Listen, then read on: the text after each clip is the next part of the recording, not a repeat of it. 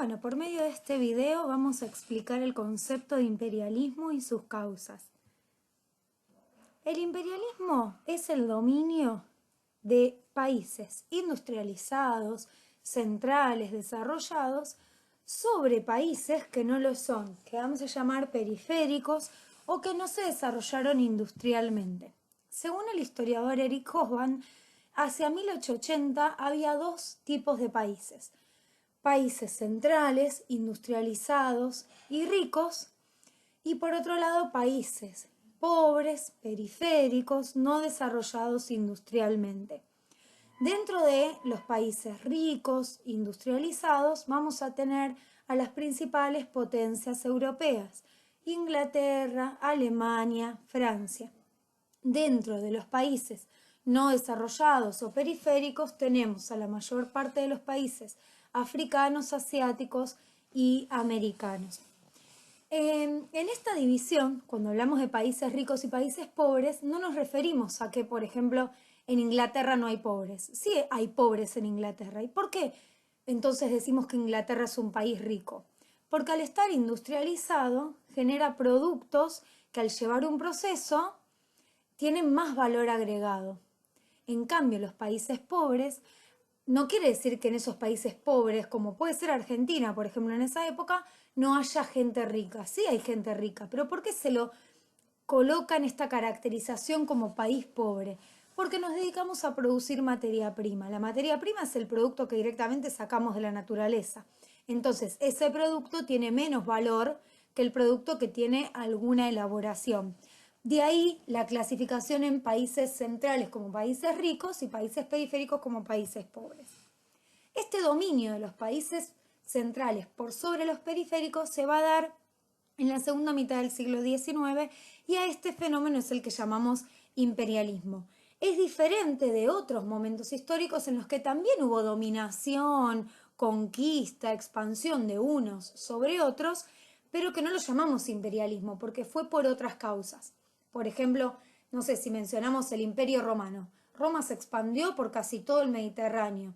Cuando hablamos de que España y Portugal conquistaron América, bueno, fueron dominaciones, fueron conquistas de otros territorios, pero esos procesos que son antes del siglo XIX no los llamamos imperialismo.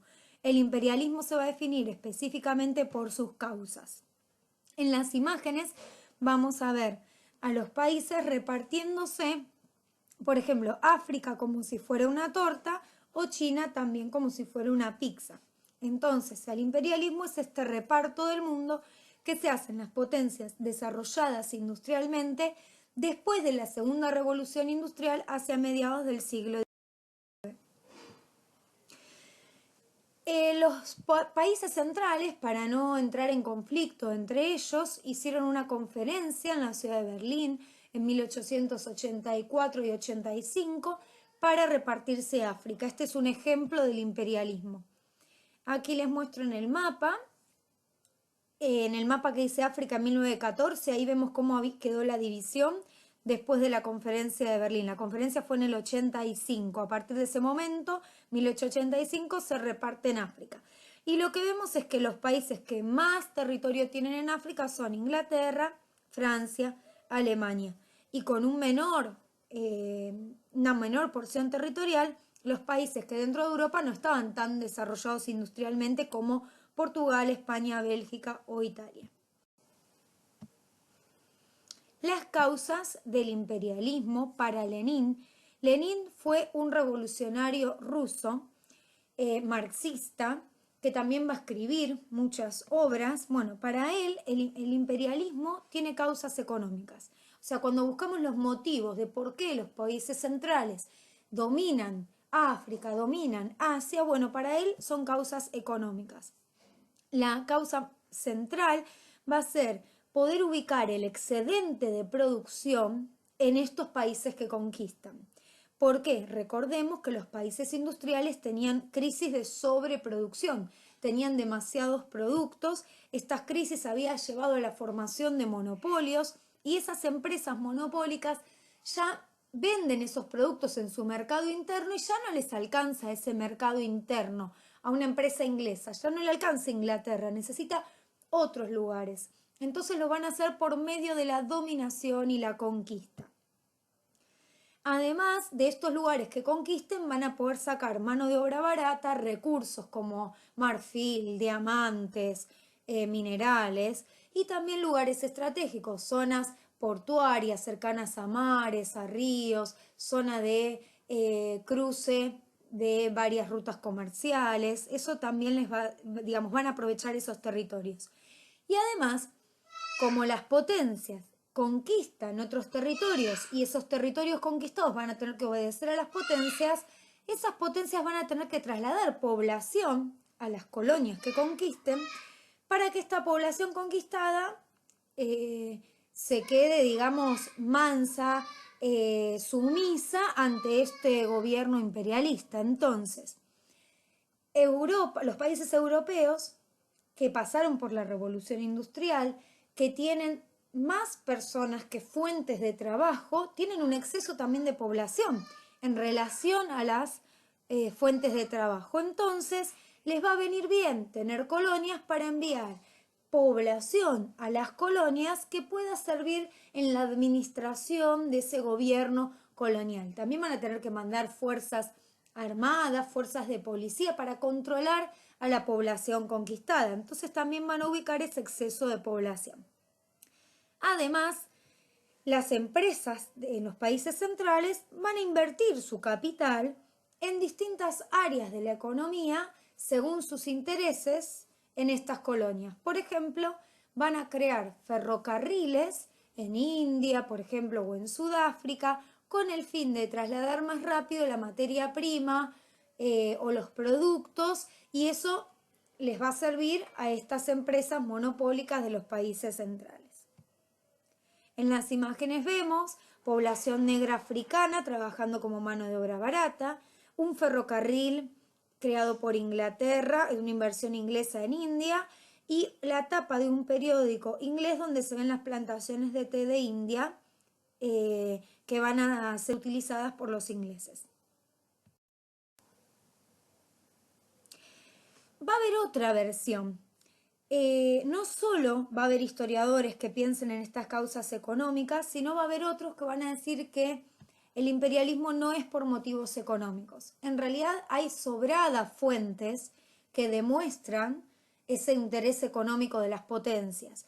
Pero va a haber historiadores que vamos a llamar antileninistas que no van a poner énfasis en esas causas, sino que van a decir que el imperialismo va a ser por causas políticas. Por ejemplo, que una potencia tiene interés en tener más poder y que por eso conquista otros territorios. O que tiene afán de estatus o de gloria, es decir, ese deseo de ser importante, de quedar en la historia, y esas serían causas psicológicas. Y también va a haber causas ideológicas, como la ideología del darwinismo social. Esta ideología que está presente en Europa en el siglo XIX y también en el siglo XX, tiene que ver con trasladar la teoría de la evolución de Darwin, que es una teoría para el origen de las especies, trasladarlo a lo social. Cuando se traslada a lo social, esta teoría va a explicar que existen distintos seres humanos, algunos superiores y otros inferiores, y que los superiores son los que mejor se van a adaptar al ambiente, y con esta teoría se va a justificar la dominación de cierta población que es superior sobre otra que es inferior. Ejemplo, los europeos son la población blanca. Para ellos los blancos van a ser los superiores. La civilización occidental y cristiana y blanca se siente superior y siente que tiene la misión, esto es para justificar la conquista, ¿no? Que siente la misión de civilizar a pueblos que son salvajes o bárbaros. Entonces, los europeos que se visten con vestidos largos, que se peinan, que se perfuman, que comen sentados a la mesa con cuchillo y tenedor, que practican la fe cristiana, que escuchan música clásica de orquesta y demás, para ellos esa cultura es la cultura superior y van a pensar que la población africana negra, que probablemente se siente en el suelo para comer, que todavía cocine en torno al fuego, que se coma con la mano, que se comparta, que tenga otras formas de organización social y otras religiones, para ellos van a ser bárbaros, van a ser salvajes, y entonces los europeos van a decir que esta conquista es necesaria porque ellos van a trasladar esa civilización blanca a los países africanos. Ahí vemos imágenes donde la población blanca es superior por sobre la población india o la población africana. Por último, va a haber distintas formas de dominación. En general, lo voy a explicar, no hace falta que lo sepan con exactitud. Hay potencias que directamente van a ocupar un territorio, lo van a gobernar tanto en lo político como en lo económico. Esos territorios se van a llamar colonias porque están totalmente sometidos. Y para estar totalmente sometidos, los europeos trasladan mucha más población.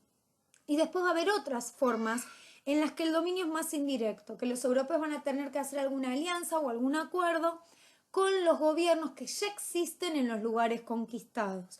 Y entonces surgen los dominios, donde los pueblos nativos tienen algún tipo de alguna participación política, un protectorado donde el gobierno sigue siendo nativo, pero la política exterior y la economía la maneja la potencia central, o una concesión, que es cuando el Estado le cede un territorio para que lo controle económicamente una potencia.